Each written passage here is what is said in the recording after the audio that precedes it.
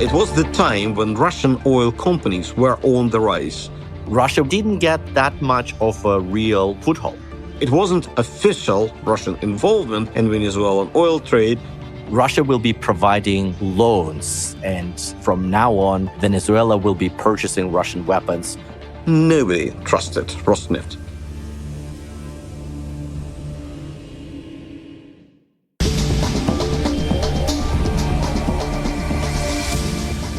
Welcome to the Carnegie Politica podcast. I'm Alexander Gabuev, director of Carnegie Russia Eurasia Center in Berlin. Happy New Year to all the listeners. I guess many of us have made a wish that 2026 is more peaceful than 2025, and it was probably a low bar. But the new year has started with a daring U.S. military operation to extract Venezuelan dictator Nicolas Maduro from his residence in Caracas. When justifying this move, U.S. President Donald Trump said that the deposal of Maduro was needed to help Venezuelan people, enable American control over the country's oil riches, and liberate Venezuela from malign influence of China and Russia. The situation on the ground is very fluid and there are too many moving pieces, so we won't discuss the future of Venezuela, but we are going to talk about Russia's involvement in the country. For the last quarter century, Moscow was one of the major partners of the Venezuelan regime. What is driving the Kremlin's interest in a country so far away? How much can Russia shape outcomes in Venezuela? And how may political change in this country affect the global oil markets and, by extension, the Russian economy? To discuss all of these issues, I'm joined by a familiar face, my colleague Sergey Vakulenko, whom regular listeners know well. And before joining Carnegie as a senior fellow covering energy policy in 2022, Sergey was the chief strategy officer of Gazprom Neft, a Russian oil company that was involved in Venezuelan oil as well. So welcome, Sergey. I'm always learning a lot from you and looking forward to do it again. Hi, Sasha. So we really need to start with discussing the oil landscape there, if you mind, because I guess that Rosneft, the major Russian oil company, and many others have been involved there since at least 2008. Is that correct? Before we do that, could I turn tables on you? Okay. Because I remember 10 years ago when we met first, I was an oil executive, you were a reporter for Kommersant. And I remember reading your pieces where you were covering Venezuela in general, Russian-Venezuelan relationship. And it's, I think, an interesting story how Russia got involved in Venezuela in the first place. So before we go dive into the oil barrel, could we cover the basics first? Okay, you ambush me, but I'm ready to tell the story. I think it's actually more than 10 years, Sergey.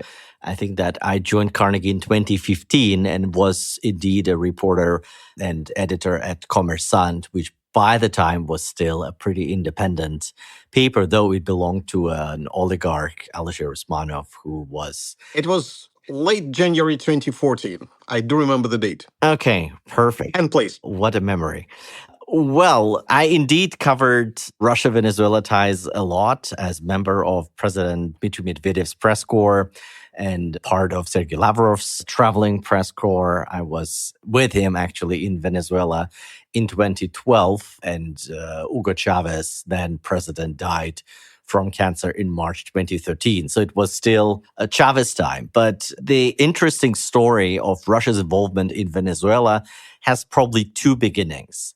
One is Putin's meeting with Hugo Chavez in the year of 2000, when Putin was young, Western sympathetic, democratically elected Russian president. And Hugo Chavez was a new leader of Venezuela who came with support of the military, but was not as much an anti-Western leader that he has become. So that was a journey, and he was definitely very ideological, but there was not as much an anti-US still that became so pronounced. And definitely that was a very different time for Russia's relationship with the West. Russia was trying to finish the war in Chechnya and then really make an amicable relationship with the United States of America and the West in general. So ties with Venezuela started as a business relationship. Venezuela was a market for Russian defense industry, and Russia started to sell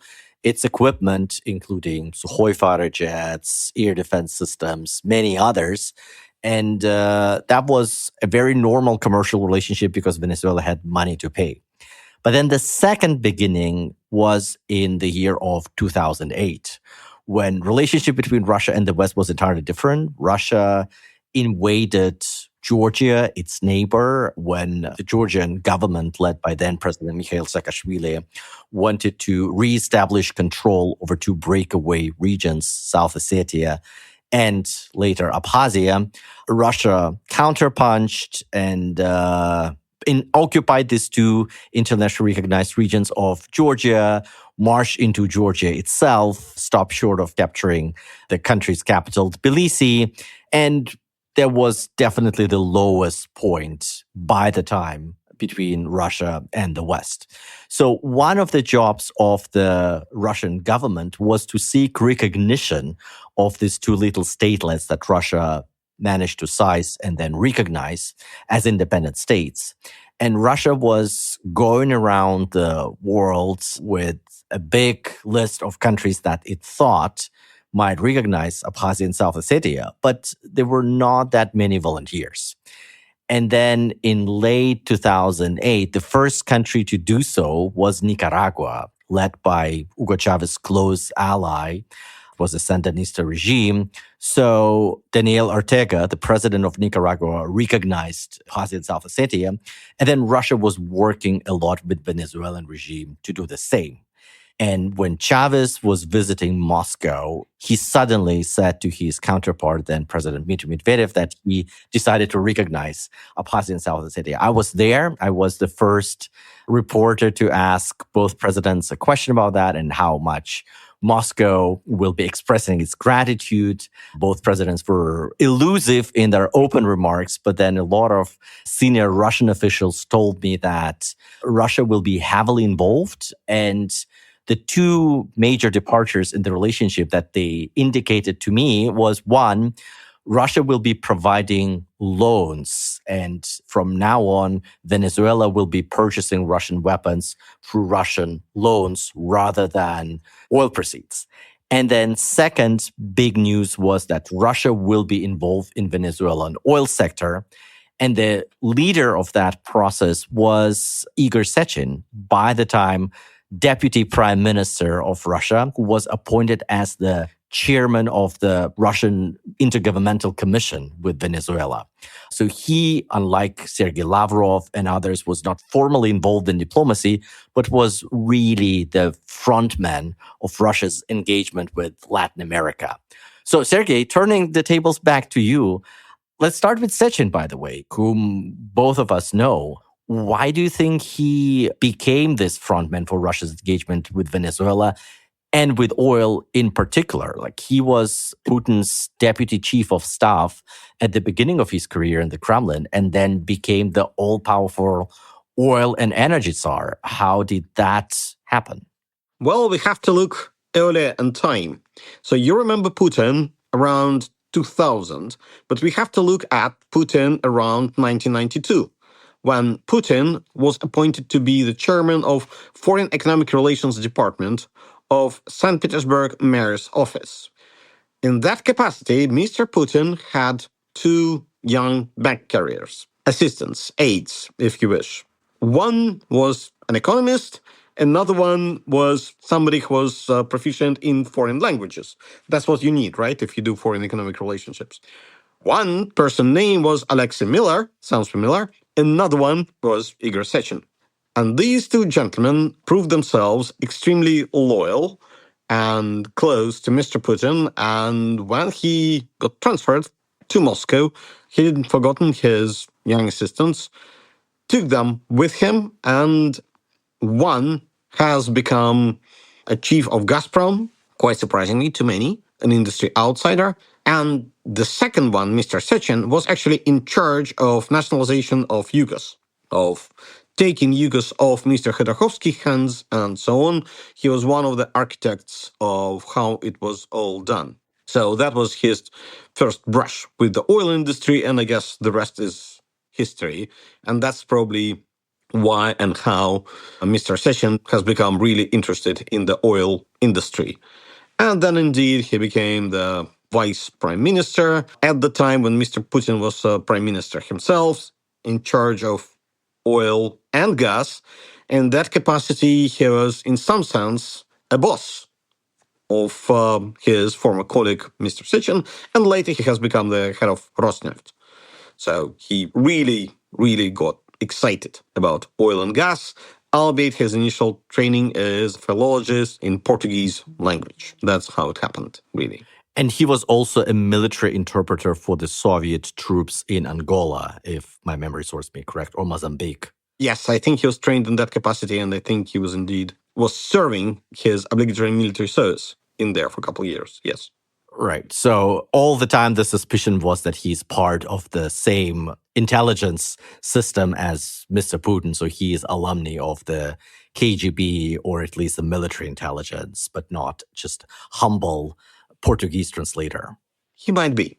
Anyway, I think that to me explains his involvement both with the Latin world. He also speaks Spanish. I was in a couple of government meetings with him when he was sitting together with senior Venezuelan officials and was correcting the Russian interpreter and kind of helping him to translate better. But he was very hands-on and like traveled to the region multiple times. And I think that one of the flagship projects of Russian involvement in Venezuela was the establishment of the Russian Oil Consortium that would bring together 5 largest Russian oil companies to extract oil. And by the time it was explained to me and my colleagues and was projected as a very lucrative business, and many senior officials, Putin's press secretary told me that it's not charity, Sasha, like the portrayal of that as, gratitude for recognition of South Ossetia and Abkhazia, which, as you can imagine, not that many countries wanted to recognize, is plain wrong. And actually, we're going to make a lot of money in Venezuela because it's very rich in oil. And on paper, that's the fact. Like the country has the largest oil reserves in the world. If you listen to President Trump and his justification of involvement in Venezuela, it's not only about the narco-terrorism, as he's framed it, but also control about oil. So, Sergey, I remember watching Russian companies first reluctantly going into this consortium and then leaving this consortium. So only Rosneft, the company that Igor Sechin has, actually stayed in the country.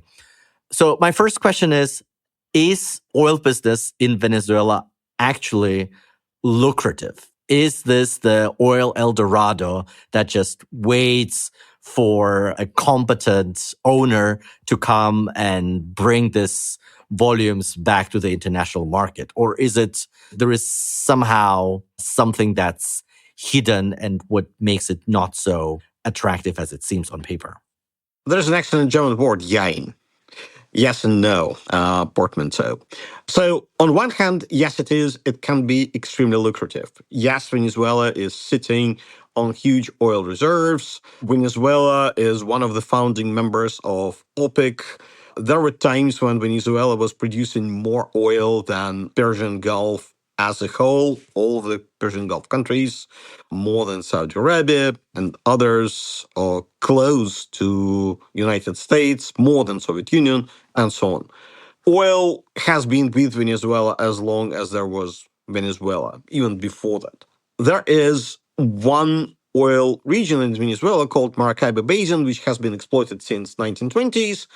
And it's an older tired basin, let me put it this way. It is still producing, it's a wonderful resource, but it's quite tired. There were other discoveries. There was a huge discovery in 1986. Those fields are already in fast decline as well, but there is such a thing called Orinoco Oil Belt. That's a place where there are billions and billions of barrels, probably even a trillion of barrels. Problem is that oil has been severely biodegraded, eaten by bacteria. This happens. There are bacteria eating oil. and they eaten away all the light fractions, the gasoline and diesel fractions, leaving only the tarry, gunky remainder in there. It is still valuable. It is absolutely wonderful source rock. The sandstone is highly, highly porous that Eaton oil is sitting in, but it's terribly difficult to extract, terribly expensive to extract, and terribly expensive to handle once it is on the ground. Venezuela has this oil reserve has been known for decades. In 1976, Venezuela nationalized its oil industry, just as many countries did back then. From Mexico did in 1938, but there are Algeria, Saudi Arabia, and all others. It stayed on friendly terms with Western oil companies, and in the 80s, Venezuela went through a period called Apertura Petroliera, opening of petroleum industry, and various Western companies were welcomed back as JV partners. However, when Chavista government or Bolivarian revolutionary government came to power in early 2000s, a new wind of nationalization was in the air, and by 2007, the government has offered much tougher terms to the JV partners. Legally, they could do it. They were fully in their rights, but at least two major US companies, Conoco and Exxon, said that they want none of it, and the Venezuelan government told them, well, you have really no choice, take it or leave it, and if you refuse, there would be a forced purchase. That's what had happened. So by 2007, all these extremely difficult reserves in Orinoco Oil Basin were left without a foreign partner. PDVSA itself, with its all extremely rich heritage, is a technically extremely competent company. However, back in the early 2000s, when there were strikes of oilmen against Chavez government, there were purges, and PDVSA lost roughly half of its cadres, who were replaced by loyalists, but loyalism rarely makes for technical prowess. And that was exactly the case. So, Venezuela was looking for technical partners who could bring technical expertise, capital, and like. And the year, bear in mind, is 2007, when oil price is shooting into three-digit zone. So it does lucrative. Yes, it might cost some $50 a barrel to handle that oil, but if oil price is 130 or 140, what's the problem? Yes, sure, there was a great recession of 2008. By 2010, oil prices were back into three-digit zone. So, yes, that project was technically difficult, but it might be profitable. It might be lucrative. And also, it was the time when Russian oil companies were on the rise. They were ascending. They were trying to make themselves global oil companies on par with Conoco's, Chevron's, Shell's, and Total's, global companies with Russian roots. So they were actually looking towards international expansion. They were considering buying many assets internationally. They were considering buying acreage in Gulf of Mexico. So things were right. What Russian companies don't like to do is they don't like to go into JVs with each other. Russian bears don't like to share their layers with anybody else. With foreigners, maybe, but not with their kin. And definitely, they wouldn't be particularly keen to go ahead under the leadership of Rosneft. Nobody trusted Rosneft. Nobody trusted Mr. Sechin and so on. So, in a sense, it was an obligatory thing. That was an imposed, socially, internationally responsible corporate action. So that's why all these companies were dragging their feet, but it was already the time when nobody would dare to say openly, to say no to the government. So they faked enthusiasm and they formed the consortium with the idea, okay, let's try it. Let's not to spend too much money on it. Maybe something would come out of it. Well, let's give it a try. So that's how this Petra Miranda consortium came to life. One of the plots in the Junin block of Orinoco oil belt, Junin 6, became available. Venezuela was looking whom to give it to. Russian consortium came to line. So, yeah, two countries were thinking about tying some sort of knots between them, extending the relationship, and economy, oil sounded as a good subject area for that. So that's how this Petra-Miranda consortium came to life. So, fall 2008, Igor Sechin starts to travel to the region as deputy prime minister in charge of many of the key bilateral relationship with Nicaragua, Venezuela, Cuba as well, fishing for recognition of Abkhazia and South Ossetia. That's one of the major motivations. In September 2009, Hugo Chavez delivers the official recognition on his visit to Moscow. And then this consortium, by the time, intensifies and so on. But then what happened is that the companies, because of the reasons you described, sold their share to Rosneft. And Rosneft became the sole owner of majority of Russian assets in Venezuela, right? How did the company fare between, let's say, 2012 and 2022? Like this 10 years, also because the US has slapped sanctions against Venezuela during the first Trump administration for this presidential election that was obviously rigged. That was already Maduro's period. How did that work? That's 2019, but that consortium was in trouble much earlier than that. The death blow happened in late 2014 when oil prices plummeted. And much of this quite expensive heavy oil production became uneconomic. It has also meant that PDVSA became cash-strapped. Well, it was actually cash-strapped even before because Chavista government was squeezing PDVSA dry for cash so it could be spending money on socially important projects. And B, it was imposing socially responsible projects that had absolutely nothing to do with oil business on PDVSA, on which PDVSA had to spend money. Petra Miranda was a JV between PDVSA and Russian consortium. All the expenditure going on that project was supposed to be proportional to the shares. So if there is capital work and budget, PDVSA was supposed to contribute money into that. Well, but PDVSA wasn't in position to do so. Well, Russian companies had an option of carrying PDVSA. So spending money on their own, keeping a ledger of how much PDVSA would own them for all the capital expenditure done on PDVSA's behalf, with the idea that one day when the project would turn cash positive, they would recoup that money from PDVSA's share of the proceeds. But this effectively means that you lend money to PDVSA, well, on rather uncertain terms. And again, back then, the oil price outlook has changed quite substantially. So most of the Russian oil companies were actually favoring this outcome because it would give them an excuse of not spending too much. Probably a little bit on administrative stuff, on their secondees and so on, but not on the actual expenditure in there. So they were not really selling their shares to Rosneft when they were leaving the venture. Every time they're looking for some sort of an excuse on how to do it, and they're actually surrendering it to Rosneft, forfeiting their share. And at some point, there's only two companies left, Gazpromneft and Rosneft. And actually, if my memory doesn't fail me, Gazpromneft was the last one to stay. However, Rosneft got itself its own venture in Orinoco oil belt in Carabobo block. I think it was 2017.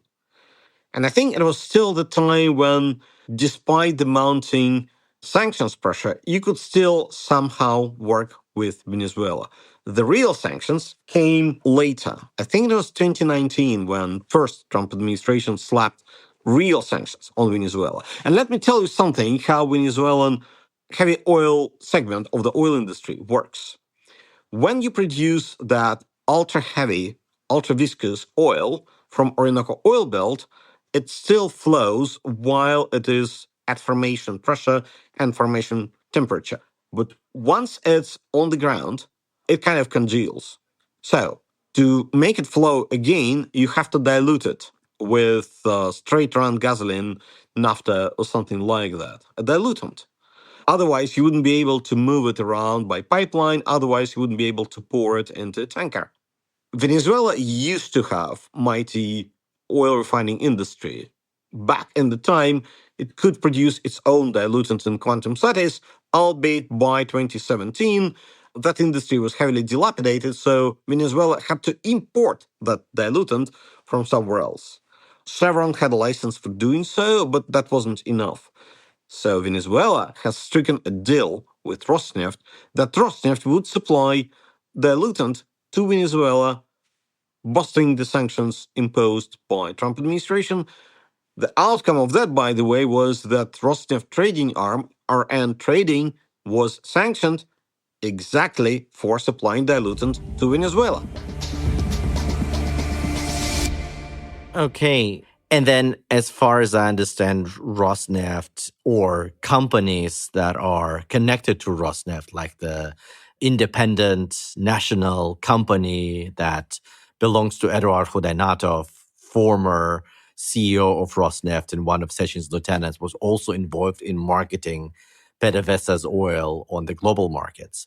But that is before 2022. I think that Russia's full-scale invasion of Ukraine has changed a lot, and that there have been multiple sanctions slapped upon the Russian oil sector. Rosneft was designated only recently. We've spoken about that in November. But then, was Russia involved in helping Venezuela to market the Russian oil, and vice versa? Was Venezuela somehow involved in helping to market Russian oil? The bulk of Venezuelan oil at the moment is bought by China. Pretty much the same fashion as China buys Russian oil. In fact, Russia didn't invent this whole scheme with obfuscation, shadow fleet, and so on. That path was paved by Venezuela and Iran. So Russia was involved in Venezuelan oil trade before 2022, when it also served as one of obfuscation agents and so on, RN trading and all that. Since 2022, I don't think Russia was too heavily involved in that.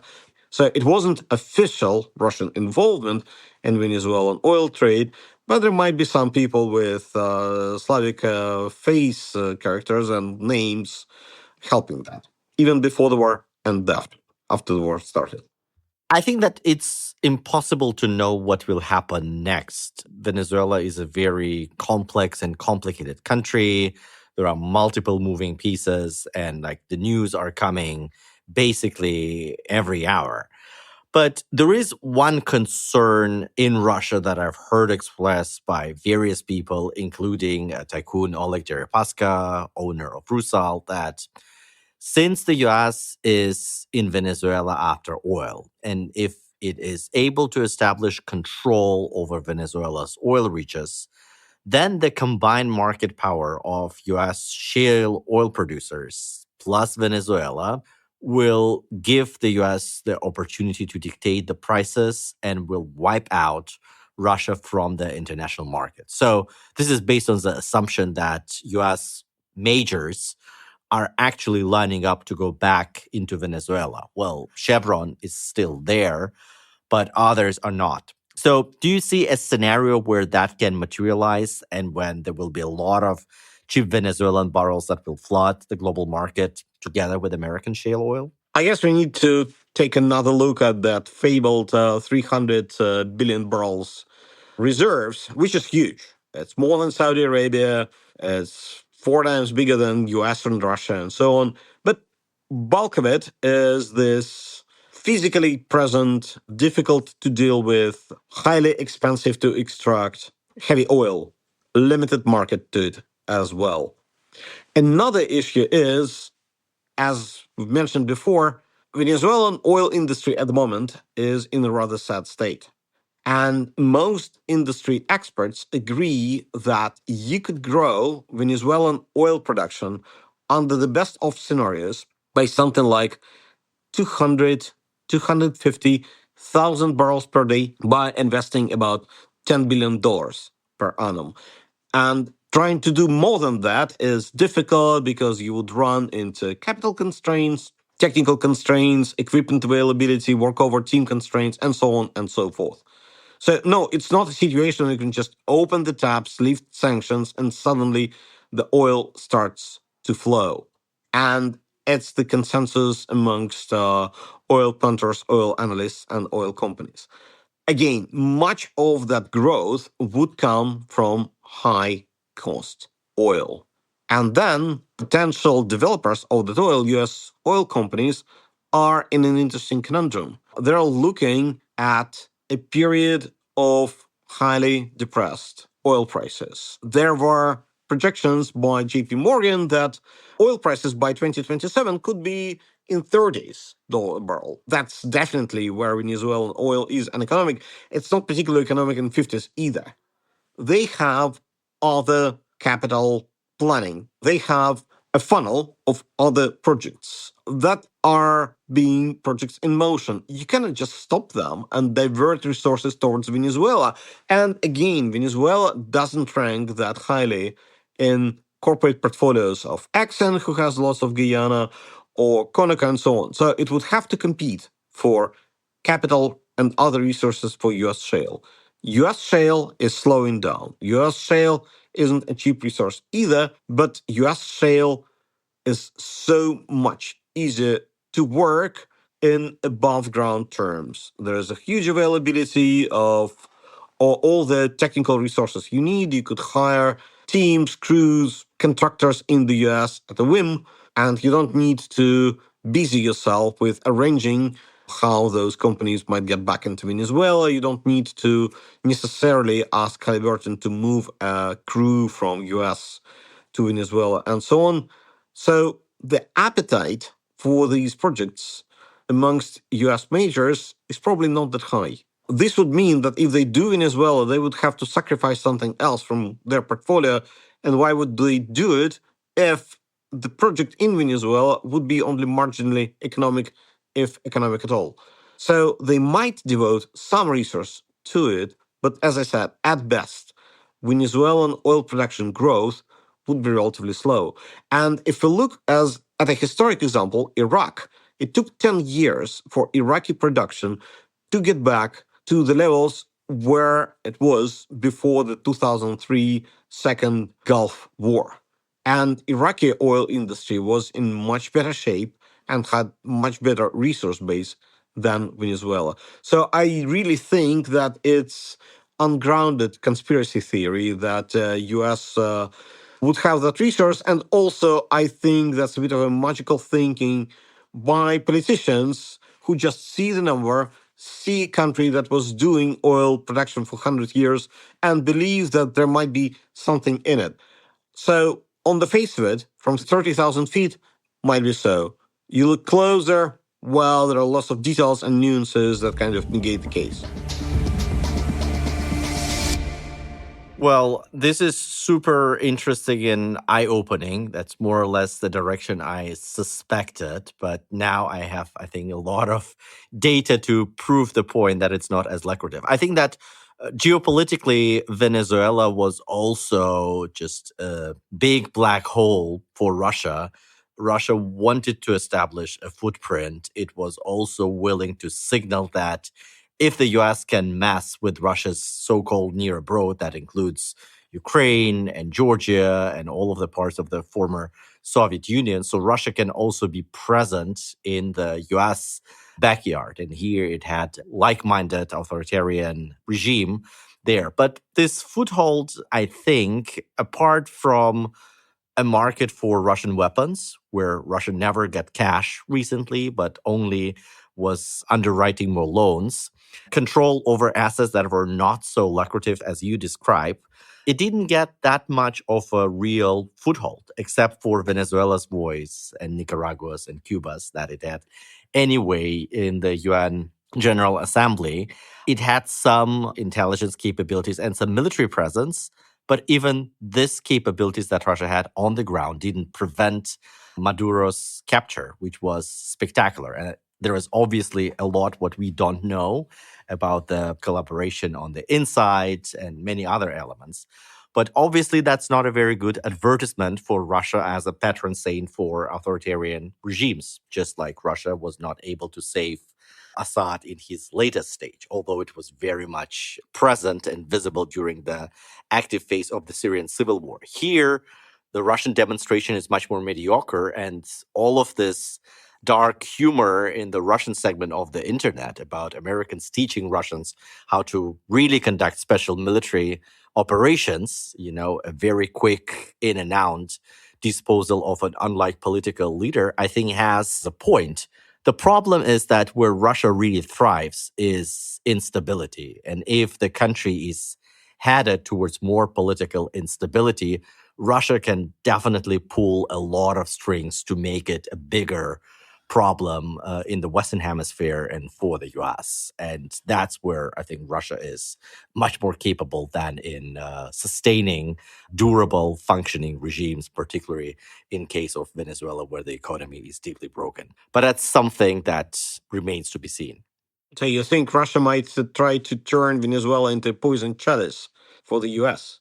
Depends on so many elements of how Russia-US relationship will go, and that's obviously contingent on the so-called peace process around Ukraine. But I think that definitely if the negotiations get derailed, Putin manages to get on Trump's bad side again, and there are more sanctions coming Russia's way, and the situation in Venezuela is unstable, and again, there are many ifs, I think that Russia could create some problems in Venezuela. I don't know how much they will transpire into the US itself, but definitely it has tools to make life more difficult there.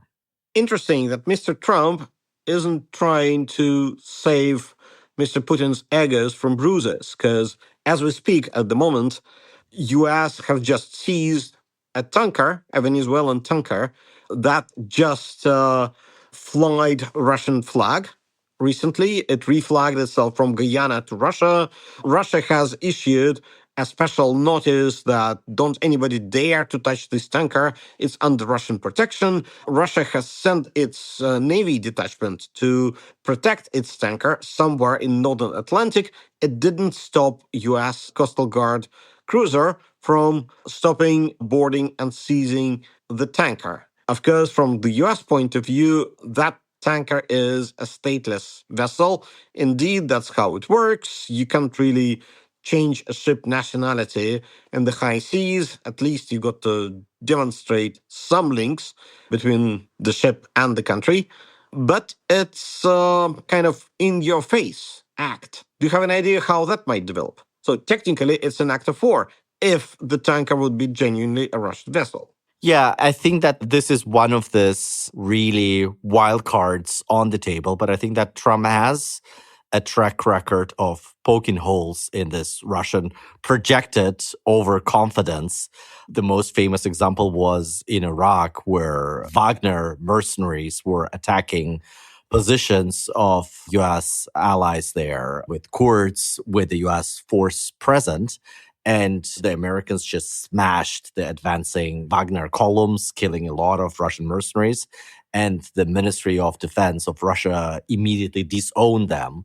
And I think that was a lesson that Russia doesn't want to repeat. So here we see a certain amount of Russian bluff and then Russian restraint, where it was meeting like really serious US commitment to size the vessel. So I think that Russian deeper involvement in Venezuela militarily on a state level is hard to conceive for me. I don't think that Russia has that many assets actually to bring to the table. And the demonstration of the US flying its helicopters, knocking out many of the Venezuelan military facilities despite Russia supplying air defense systems and so on. Though, again, I need to admit that we don't know much about the inside job, and probably great US media outlets will portray this. You might have to have somebody pulling triggers on those air defense systems, and we don't know if there were anybody willing to do so. I completely agree. But this is definitely will keep us busy, and we'll need to revisit this conversation at some point. Thank you so much, Sergey, and thanks for being with us. Thank you, Sasha.